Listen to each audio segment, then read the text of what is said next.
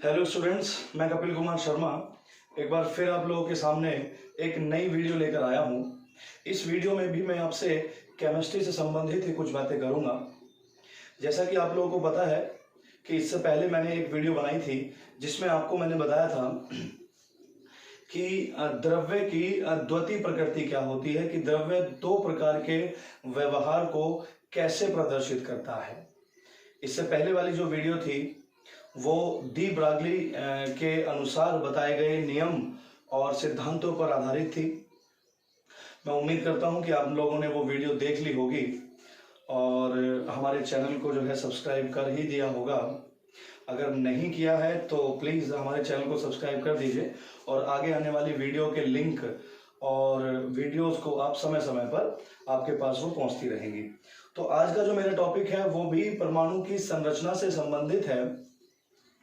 यहाँ समझना यह आवश्यक है कि जो अति सूक्ष्म कण होते हैं वो कण तरंग के रूप में व्यवहार करते हैं। इस बात को मैंने पिछली वाली वीडियो में आपको बताया था कि कोई भी अति सूक्ष्म जो द्रव्य है वो कण के समान व्यवहार करता है और किसके समान व्यवहार करता है, तरंग के समान व्यवहार करता है। मतलब पार्टिकल और plus wave, the dual nature, दो तरह से व्यवहार करता है, कण के समान और तरंग के समान।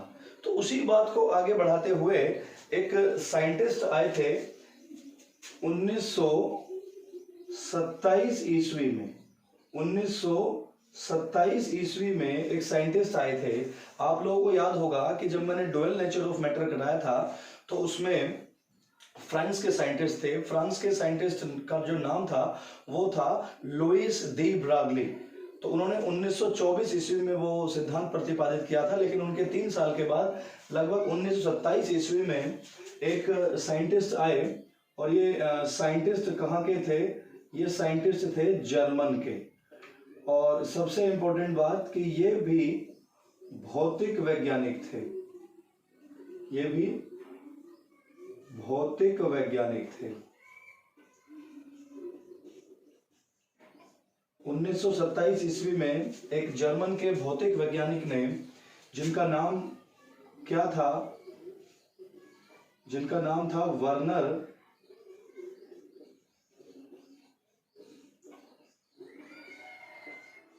Werner Heisenberg. जी हाँ, मैं बात कर रहा हूं हाइजेनबर्ग के सिद्धांत के बारे में, हाइजेनबर्ग के अनिश्चितता के सिद्धांत के बारे में। तो यहां सबसे पहले बताना आवश्यक था कि 1927 ईस्वी में जर्मन के भौतिक वैज्ञानिक, जिनका नाम था वर्नर हाइजेनबर्ग, उन्होंने भी एक सिद्धांत प्रतिपादित किया था। किसके संबंध में?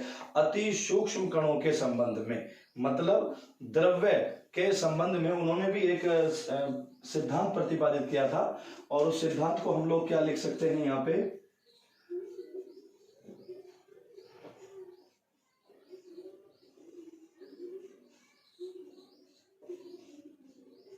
हाइजेनबर्ग का बहुत इंपॉर्टेंट टॉपिक है और इस टॉपिक को आप लोग कक्षा 11 के जो बच्चे हैं वो ज्यादातर ध्यान देंगे। हाइजेनबर्ग का अनिश्चितता का सिद्धांत, सबसे पहले हेडिंग डालना बहुत आवश्यक है जिससे आप लोगों को पता लग जाए कि वास्तव में हम लोग पढ़ के आ रहे हैं। हाइजेनबर्ग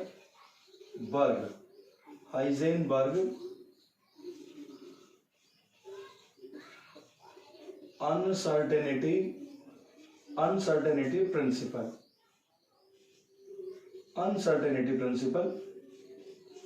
इस बात को थोड़ा सा ध्यान देंगे कि हाइजेनबर्ग ने अति सूक्ष्म कणों के लिए एक सिद्धांत प्रतिपादित किया। तो ये हम लोगों ने हेडिंग डाल दी है। 1927 ईस्वी में इन्होंने यह सिद्धांत प्रतिपादित किया था। और कहाँ के रहने वाले थे? ये जर्मन के रहने वाले थे। किस फील्ड में कार्य करते थे? भौतिक वैज्ञानिक या भौतिक विज्ञान के क्षेत्र में कार्य करते थे। इनका पूरा नाम था वर्नर हाइजेनबर्ग। वर्नर हाइजेनबर्ग इनका पूरा नाम था। अच्छा, सबसे बड़ी बात क्या है कि जो अति सूक्ष्म कण है या द्रव्य कह सकते हैं, जो अति सूक्ष्म कण हैं, वो मैंने इससे पहले वाली वीडियो बताए थे कि द्रव्य के बारे में या अति सूक्ष्म कणों के बारे में हम लोग जो एग्जाम्पल लेते हैं अधिकांश, वो electron, proton, neutron, electron, proton, neutron, और इसके अलावा हम यहाँ पे परमाणु भी ले सकते हैं, क्योंकि ये इलेक्ट्रॉन, प्रोटॉन, न्यूट्रॉन तो परमाणु के अंदर ही पाए जाते हैं। आयंस भी ले सकते हैं, आयंस भी ले सकते हैं, या अणु भी ले सकते हैं, क्योंकि ये सभी सूक्ष्म होते हैं, बहुत ही छोटे कण होते हैं। तो हाइजेनबर्ग ने इन अति सूक्ष्म कणों की स्थिति और संवेग में एक सिद्धांत प्रतिपादित किया था। दोनों के बीच में एक संबंध रखकर एक सिद्धांत प्रतिपादित किया था, जिसे हम लोग क्या कहते हैं, हाइजेनबर्ग का अनिश्चितता का सिद्धांत कहते हैं। ध्यान देने योग्य बात है कि दी ब्रागली के अनुसार बताए गए सिद्धांत को ध्यान में रखते हुए, जो दी ब्रागली ने 1924 ईस्वी में एक सिद्धांत प्रतिपादित किया था, और वो सिद्धांत क्या था कि कोई भी जो द्रव्य है वो कण के समान और तरंग के समान जो है क्या करता है, व्यवहार प्रदर्शित करता है। तो कण और तरंग के सिद्धांत को ध्यान में रखते हुए हाइजेनबर्ग ने इन अति सूक्ष्म कण, लेकिन ये कण कौन से होने चाहिए, गतिशील अवस्था में होने चाहिए। तो हाइजेनबर्ग ने क्या किया कि उस बात को ध्यान में रखते हुए कण की, ये बहुत इंपॉर्टेंट पॉइंट है, कण की स्थिति, कण की स्थिति एक बात, और कण का संवेग, ये दो बात, ये दो चीजें जो है हाइजेनबर्ग के सिद्धांत में ज्यादा बताई गई हैं। स्थिति यहाँ पे पोजीशन है, और संवेग क्या है, यहाँ पे मोमेंटम है।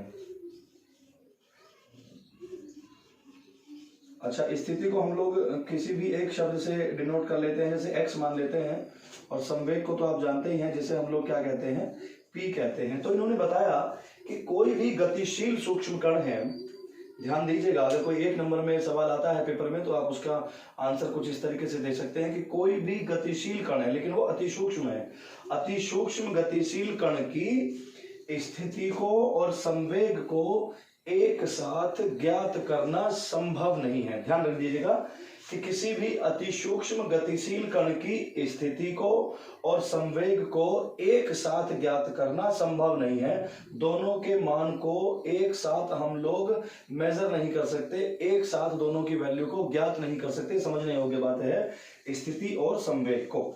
समझ में आ गया? अगर कोई चीज इसमें से नोट करनी है तब तक आप इसमें से नोट कर सकते हैं।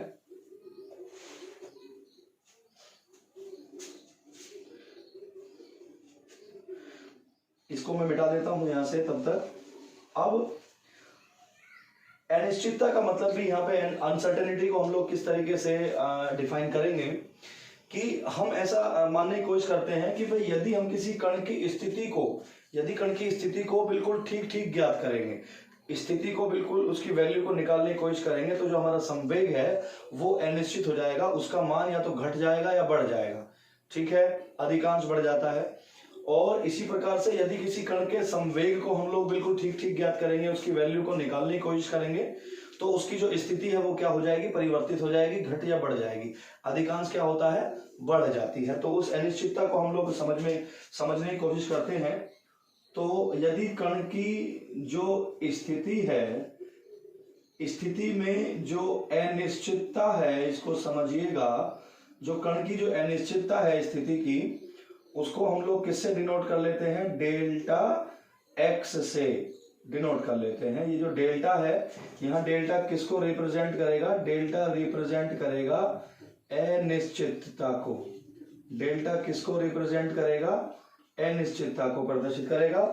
और यदि इसका जो संवेग है, संवेग की जो अनिश्चितता है, उसे यदि हम किससे रिप्रेजेंट करें, डेल्टा पी से रिप्रेजेंट करें, फिर से देखिएगा कि जो डेल्टा होता है ये परिवर्तन को शो कर रहा है। परिवर्तन मतलब वैल्यू या तो घट गई है या बढ़ गई है।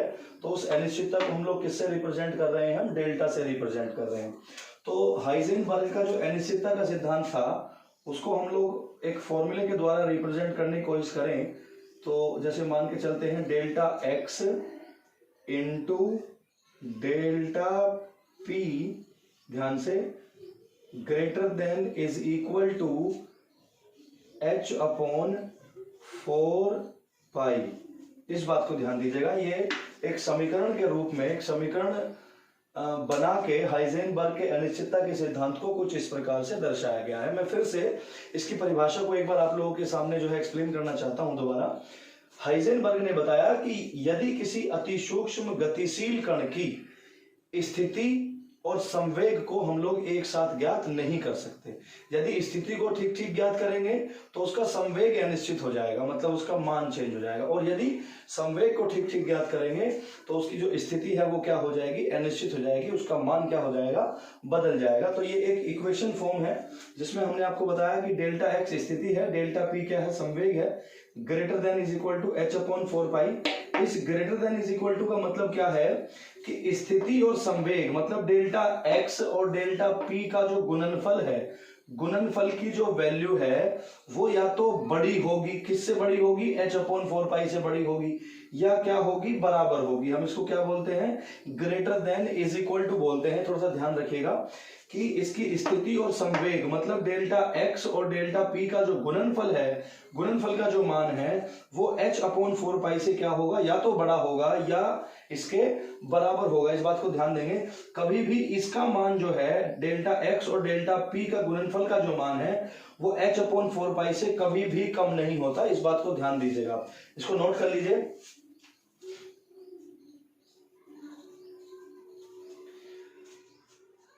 थोड़ा सा और आगे की तरफ एक्सप्लेन करते हैं, अब x की तरफ चलते हैं।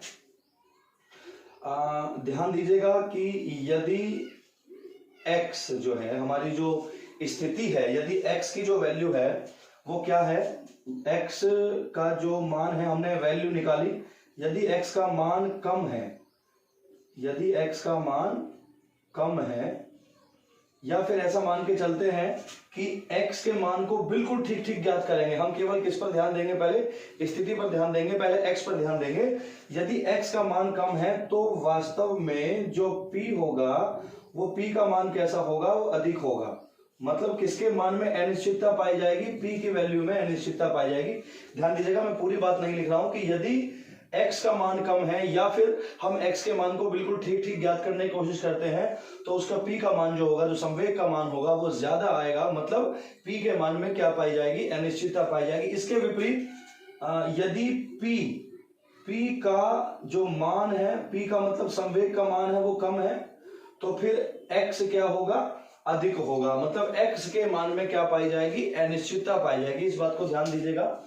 हम थोड़ा सा इसको और एक्सप्लेन करने की कोशिश करते हैं कि इसको तो ऐसे ही रहने देंगे, डेल्टा x इसको तो ऐसे ही रहने देंगे, इनटू हम लोग जानते हैं, यहां लिख लीजिए, चूंकि p बराबर क्या होता है, m और v होता है, थोड़ा ध्यान देंगे, तो यहां इनटू m डेल्टा v, द्रव्यमान को अलग कर लिया हमने, इसमें परिवर्तन नहीं होगा। कौन जो भी कोई कण का जो द्रव्यमान होता है उसमें परिवर्तन नहीं होगा, द्रव्यमान उतना ही रहेगा, उसके वेग में परिवर्तन हो सकता है, क्योंकि कभी वो तेज चलेगा कभी वो धीरे चलेगा, तो इसलिए हमने यहाँ डेल्टा का जो वैल्यू है, डेल्टा का जो सिंबल है वो v के साथ लगाया है, और इसको भी हम लोग क्या करेंगे, greater than is equal to क्या करेंगे, h अपॉन, ध्यान से देखेंगे, इसको क्या कर देंगे, 4 पाई कर देंगे। और अगर इसको एक्सप्लेन करने की कोशिश करें ध्यान से, तो delta x into delta v greater than is equal to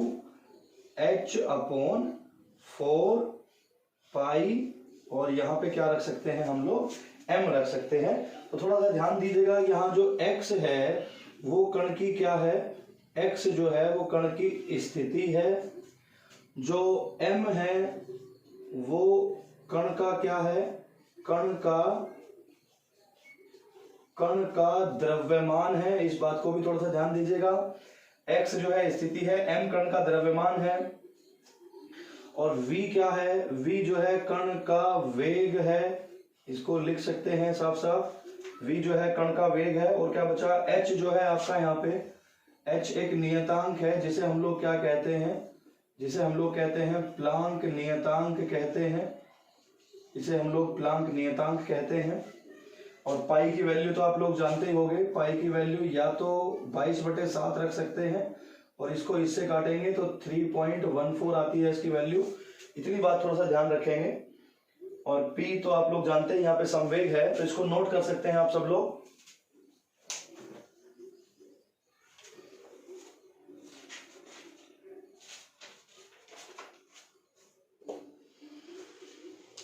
इसको हम लोग अब मिटा देते हैं।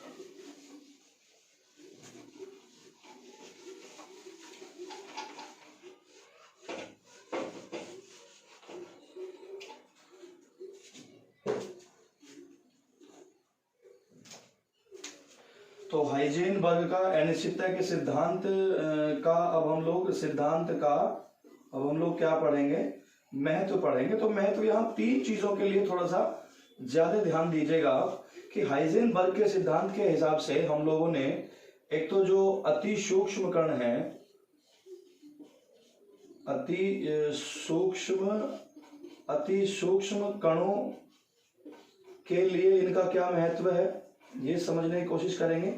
और एक बड़े कणों के लिए या इसको हम लोग लिख सकते हैं वृहद कणों के लिए, बड़े कणों के लिए, या दूसरा पॉइंट हम लोग क्या लिख सकते थे, वृहद कणों के लिए। वृहद मतलब बड़े, ऐसे कण जिनका आकार ज्यादा होता है।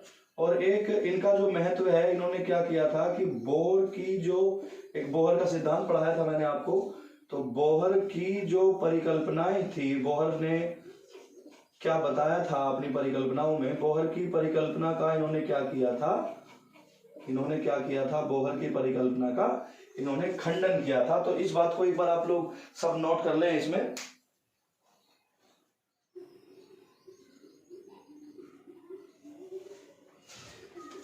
तो यहां मैं इसको एक्सप्लेन करना चाहूंगा कि जो अति सूक्ष्म कण है, जो बहुत ही छोटे कण हैं, और उन छोटे छोटे कणों में जो द्रव्यमान होता है वो बहुत कम होता है। द्रव्यमान जो होता है छोटे कणों का वो बहुत कम होता है, इसलिए उनमें अनिश्चितता ज्यादा पाई जाती है।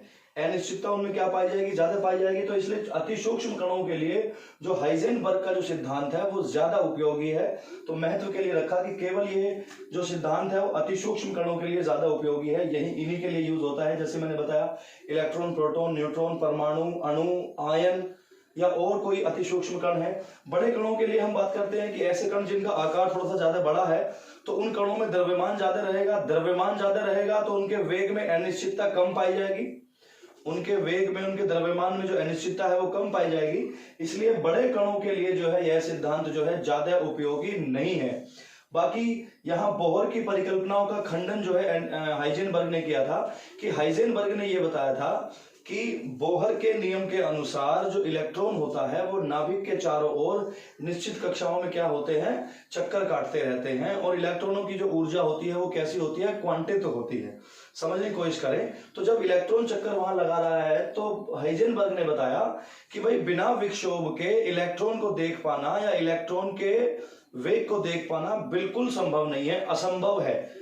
तो थोड़ा सा ध्यान दीजिएगा कि हाइजेनबर्ग ने जो है बोहर की परिकल्पना, उन्होंने बताया था कि इलेक्ट्रॉन चक्कर लगा रहे हैं, उसका खंडन किया था। तो ये हाइजेनबर्ग के अनिश्चितता के सिद्धांत के महत्व है अति सूक्ष्म कणों के लिए, बड़े कणों के लिए, और बोहर की परिकल्पनाओं का खंडन किया इन लोगों ने, हाइजेनबर्ग ने। हाइजेनबर्ग या इनसे पहले जो मैंने वीडियो आपको बताई थी, उस वीडियो में मैंने आपको बताया था द ब्रैगली का सिद्धांत, ये बताया हाइजेनबर्ग का सिद्धांत। और मैं उम्मीद करता हूं कि मेरे द्वारा बताई गई छोटी छोटी जो बातें हैं वो आप लोगों को समझ में आ रही होंगी। संभव है कोई चीज मैं यहाँ पे छोड़ रहा हूं, तो स्टूडेंट हो या कोई और छात्र जो है जो जानना चाहता है कि भाई ये चीज आपने छोड़ दी है, इस पॉइंट को थोड़ा सा ज्यादा क्लियर करा दीजिए, तो मैं पूरी कोशिश करूंगा कि आप मुझे कमेंट में लिख के देंगे। तो मेरे द्वारा कोशिश रहेगी कि आपके द्वारा पूछे गए सभी सवालों का जो है मैं आंसर समय पर दे सकूं।